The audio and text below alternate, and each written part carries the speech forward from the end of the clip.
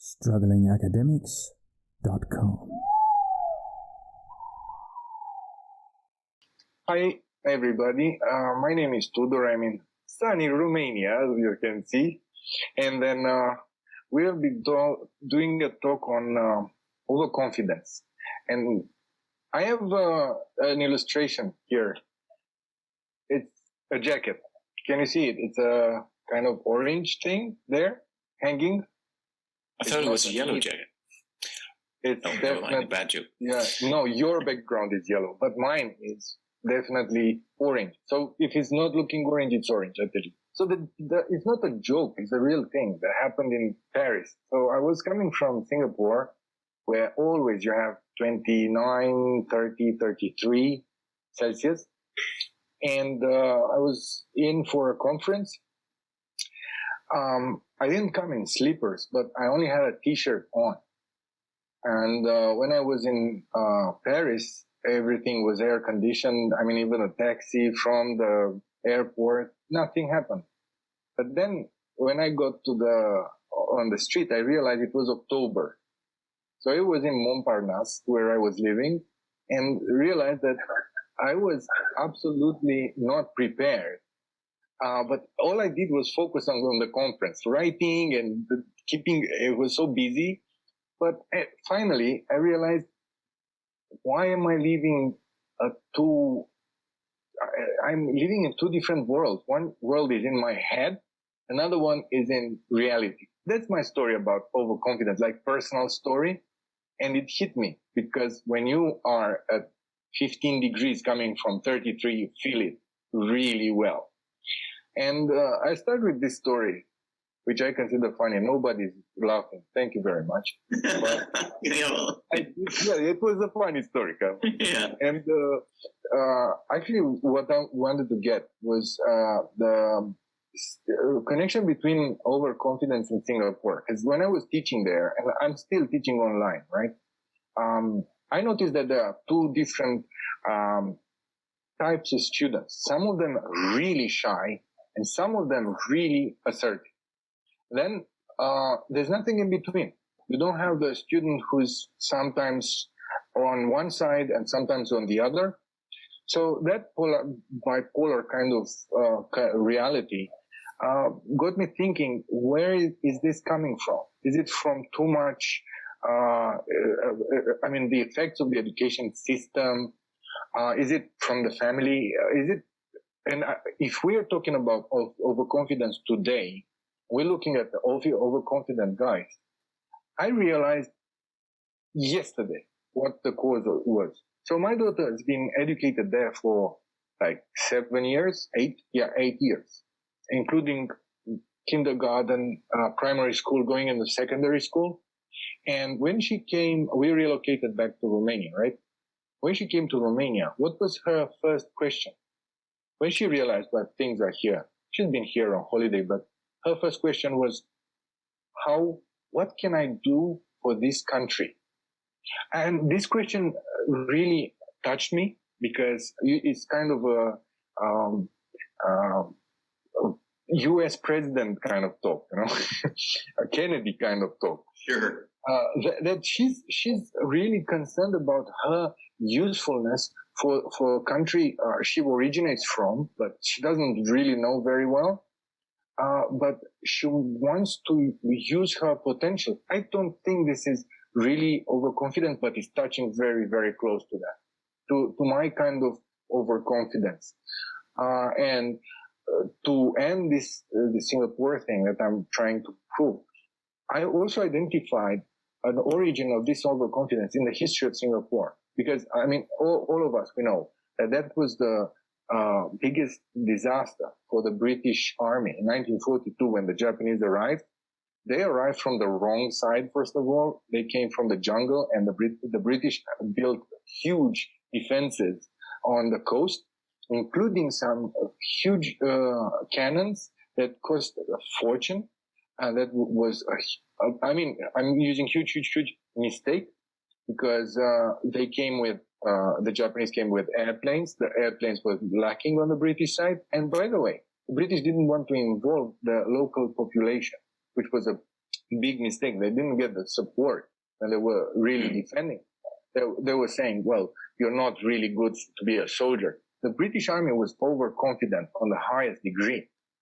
In the eve of their disaster, 130,000 British soldiers being surrounded, may I say, by 30,000 Japanese soldiers coming from the jungle and a few tanks, you know.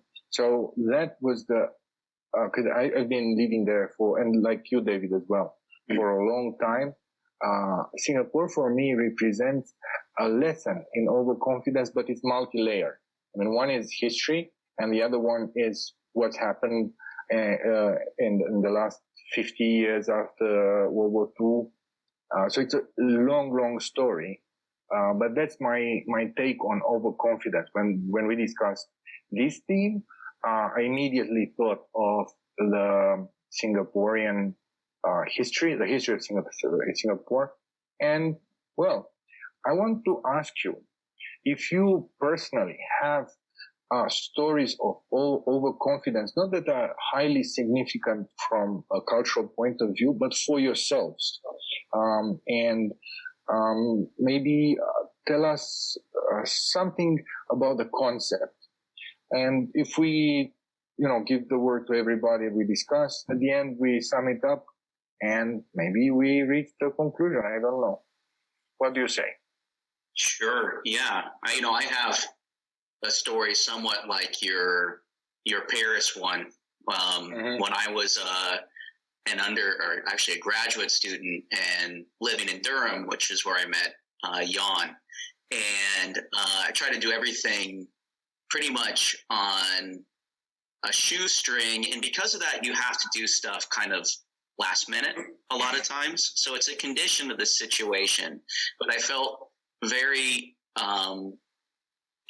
confident, overconfident, maybe a little full of myself. And I remember one time, where I want to go to a conference, and I felt like, well, if I haven't secured all the funding yet, or a little bit of funding, it doesn't matter. I've worked a lot of, like when I was an undergrad, I worked back-to-back jobs, where you're working an 8-hour shift and another 8-hour shift. And I was like, I can do this. And I used to catch the overnight 1-pound bus from Newcastle to London. And I do this, and so then I show up, and I actually run into some other people, I think at Victoria Station. And, I've obviously not slept at all. And I have my bags for me, because it's a long conference. And I have all my books. So I'm in the middle of this. I'm like, I'm going to keep working on my thesis chapter. So not only do I have books, but I have loaned books from other libraries. Oh. I rush, I grab a coffee. And so now I'm carrying everything and a coffee, and I'm going to go through the turnstile. And what do? I smack myself with a turnstile into my fresh, hot cup of coffee and spill it everywhere, all over myself, all over the loaned books, which are now brown. And I need to go to the conference. Right. I mean, I'm there to go to the conference. And this one may have been at the British Academy of all things. Right. So it was like, oh, okay. So it was wonderful. But no, that leads into other things. And I wouldn't say that this is a Singapore syndrome, but this last time when I relocated to California, obviously for the whole world, there were some very unique circumstances over the last year and a half. But I came back to California for personal reasons. And I think with some of the research that I did, some of my background research I was working on, that I thought that maybe my struggles as an academic wouldn't be as great anymore. And I think that was really an overestimation of my own value on some level. Right. So I know coming back here, being associated with larger institutions, and you think, well, people will hire you. If I decide to go to a lower rung place for a short period of time or whatever that may be. And the reality is anyone who's a doctor, anyone who's a professor has actually worked pretty damn hard to get where they are. That's the reality. And unless you're some, rock star, the rest of us kind of get placed where we get placed. And universities and colleges only have so much room as well, right? So to come into some place and think, oh, you should hire me, is a little bit problematic. I think there's a double edge to that too, which is also you can't come off too humble, right? And it's always that careful balance. But with that, I'll let someone else talk. Ian, what do you think? I mean, we are talking about overconfidence. It already took a direction. Sure. I think I would take off where David left off, so to speak, because David implied that, we can talk about confidence as a virtue. So understood as it is the middle ground between two extremes. So either you are overconfident, meaning that you have too much of it. You perhaps be full of yourself. That's another way of saying it. Or you can have no spirit at all. You can be humble. You can be like a doormat, no matter what you do, you can travel to the moon and be the first person on the moon, and you'll say, I'm nothing, or whatever. No, surely you have accomplished something here. So, but I think definitely you can talk about confidence as a spot between two monsters, too much and too little. And that, in my mind, speaks very much of an Aristotelian approach to virtue. And so, it's a character trait. To give an example of it, and because I have this eternal struggle with David, who is the wisest and smartest of us, and who is best at Star Wars lore, and it's obviously me. So I will say, David, because you didn't do it, so, overconfidence is your weakness. And I will also say your faith in your friends is yours. So Luke Skywalker at Return of the Jedi is overconfident. And it's pure luck that he ends up surviving at the end of the film, because it's the first time we see, the Emperor with the lightning sort of stuff. And as far as I remember, Luke is pretty much going up in smoke at the end of the film, if it wasn't for his dad, who just all of a sudden changed his mind.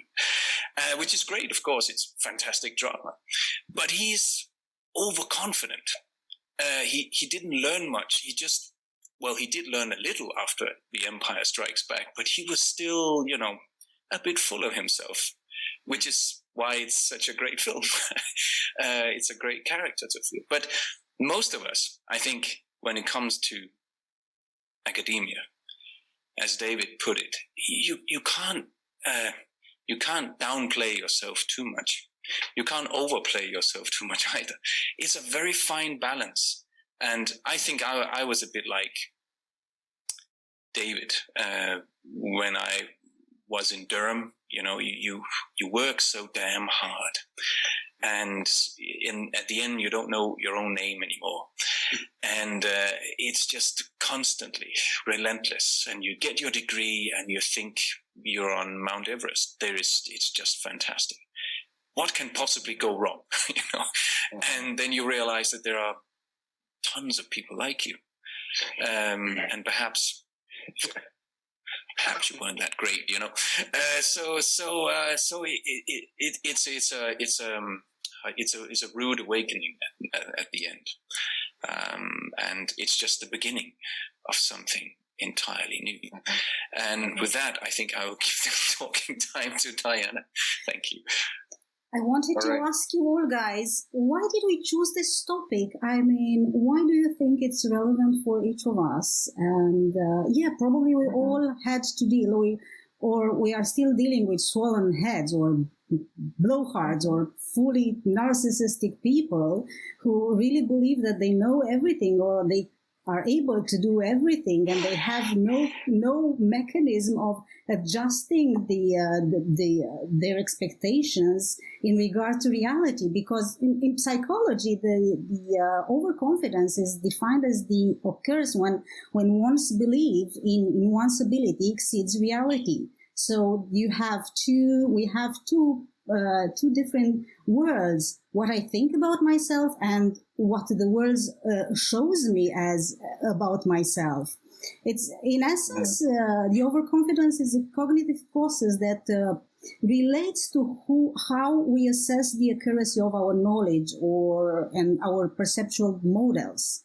There are plenty of studies showing that humans in general have more confidence in the accuracy of their knowledge and actions than in reality justified. And years ago, I read about an experiment run by the University of Chicago. They based on a very, very simple experiment. In fact, it was a study. They asked people, the subjects, to watch videos times and times and times of people performing certain skills like throwing darts or pulling off the tablecloth from a table with plates and the glasses set on. And obviously, the more they were watching the video, the more confidence they had that they can do it themselves. And they ended up believing that I can do it. Obviously, when they were asked to do it, the failure was catastrophic. They couldn't do it. And that's another thing in which we can inflate our confidence in ourselves, watching somebody else doing something and believing, I can do it. I can ski. No, you can. You have to put your skis on and do it yourself, going down the slope, because it looks easy, but it's not that easy. And maybe, David, you know more than me, in the animals have all kind of strategies and tactics to show that they are bigger, more dominant, more powerful than they are in reality. And I know about the bullfrog that hides in a kind of cavity in a tree trunk, and they emit all kind of sounds to attract possible mating bullfrogs. Yeah. I don't know if you ask me what kind of moment of overconfidence, of probably at borderline with paranoia and delusion I lived in my life. It was my first winter in Canada, because you mentioned your relocation experience, and it was a normal winter, and it was cold, and I had to go to university, and I looked at my phone, minus 40 Celsius. And my eyes fell on the line underneath, and it feels like minus 56. And I was, okay, minus 56. How bad can that be? I took my hat, mittens, and I went out. I was so struck by the cold that my nostrils just stuck. Oh my God. It was like the air couldn't get in my body, and I had to open my mouth. But when I opened my mouth, I had another striking feeling that I have to close it back in. And another thing that I recently found online, it's a subreddit platform, and it's called Confidently Incorrect. Google it up. It's very interesting because it went viral overnight. Literally, it's been put up sometime in January 2020, and overnight it had like 400,000 viewers. It's basically a platform with memes and social media posting of people being so confident that they want to throw it in the face of everybody else, and they've been corrected by commenters and everybody else. So one of them, it's about Stephen King and his joke with a priest, I don't know what, and the rabbit step into a bar, and the rabbit said, "Oh, I think I'm a typo." And the commenter underneath says, "Oh, you Stephen King, you have no idea how to write correctly some words in English." So, in history, there are plenty of examples of overconfidence. One of them that I like the most is the forecast about Sydney Opera. They said at the beginning they're going to build it in about 4 years. Guess what? It took 12 years to buy it, and it cost more than 10 times than estimated at the beginning. Another example, more tragic, is Chernobyl. It was a human error, and they didn't know what it was. They were so confident that the whole factory, the whole plant is perfectly adjusted that no. Actually, there is a novel about this. A recent writer, Svetlana Alexievich, whom I had the privilege of knowing back in Macau once. We'll go another time on this. She wrote a novel about Chernobyl, but not about exactly what happened during the explosion. That was covered a little bit as well, but mostly what happened to the people. And, there was a really weird overconfidence of the people who knew that their surrounding is poisonous, but back of their head, there was always this idea that we have no other option. I mean, we'll go through this. We went through a war with the Germans in 1940s, and we'll go through this. And scientists were coming and saying all the time, you're going to die if you eat your cabbage. And they said, well, that be it. I have no other option. Move, they would say. And they said, no, because this is where we resisted so far. This argument was kind of strange, and of course many people died because of that. So Diana, sorry I had to cut you here. No, it's okay, no worries. But we have to wrap it up a little bit, and I really was impressed about your going into cognitive processes of overconfidence the right way. I was tempted to do this at the beginning. Thanks for that. And when Ian was saying about Aristotelian concepts, it brought to my mind the fact that there are vices and virtues. The virtue of confidence, actually, it's if I'm not wrong, it's courage that the virtue. But I always try to pair them, and to me, the vice that's opposite to confidence, not overconfidence, the overconfidence as a sin is actually pride. So that's the name of overconfidence to me. That correct me if I'm wrong in a few seconds, but that was actually immediately came to mind. And me and David, we have the same experiences. David, you should have a cup of coffee here hanging yourself somewhere. This was my slap of reality, because I was so enchanted by being at the conference, preparing, having the books in here, knowing that I'll meet interesting people, and then shtoom, minus 15 degrees from 33. Yeah. Tudor, if I may interject just a small comment here at the end. There is a problem with the concept of virtue if you compare Aristotelian thought with Christian thought. Mm-hmm. Pride is a sin in Christianity, but in Aristotle, there is something called proper pride. Mm. And to be humble is a vice if you're an Aristotelian, but that's a virtue if you're a Christian. So there is a whole debate on what's right and wrong here. But of course, I mean, virtue ethics is not a science. It's a philosophy at best, or an approach to life. So what sorry are you, Jan? That's perfect. Diana, anything? Sorry, I wanted to ask Jan, what is he? Is he an Aristotelian or he's a Christian? Or you cannot be both? Me? Yeah. Me? Obviously, I'm an Aristotelian. Okay. Because I think there's something beautiful in the art of balance, I think, I mean, this calls for a longer debate, and maybe we can have another episode on virtue and vices at some point. Yeah. But I think there is something for me a little frightening about humility for humility's sake.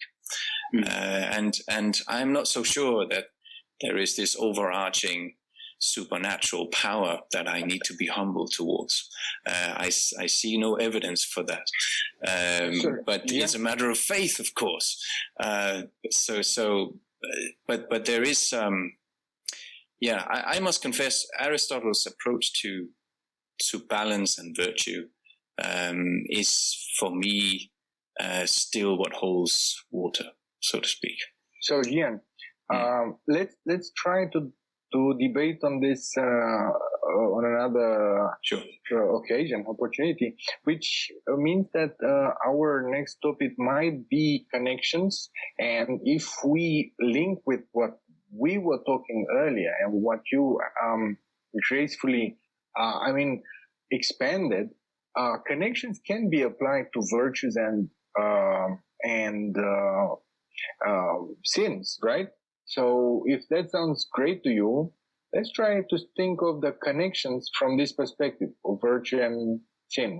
What do you, David and Diana, what do you think? Well, I think that one of the things in Nicomachean ethics and looking at courage specifically, like you talked about, Tudor, is actually one of the measures and one of the reasons one should seek it is social praise, correct? Am I wrong here? Mm-hmm. That you have that feedback from your society. And I think that if there's any connection, that's where it is, right? I mean, we talk about connections, and then humans being connected with other humans is very reliant on how you are esteemed by your peers. That's it. So it's like or maybe the topic is taken. So to wrap it up completely, let us boast a little bit, be overconfident, and say that we are present online. And as you are watching us, I'm talking to our viewers here. You already know that there's a yellow owl, and be wise and look for it on YouTube, iTunes, Spotify. There's also websites, so Google us. Oh, hey. To stay up to date on what's happening at Struggling Academics, click the subscribe button.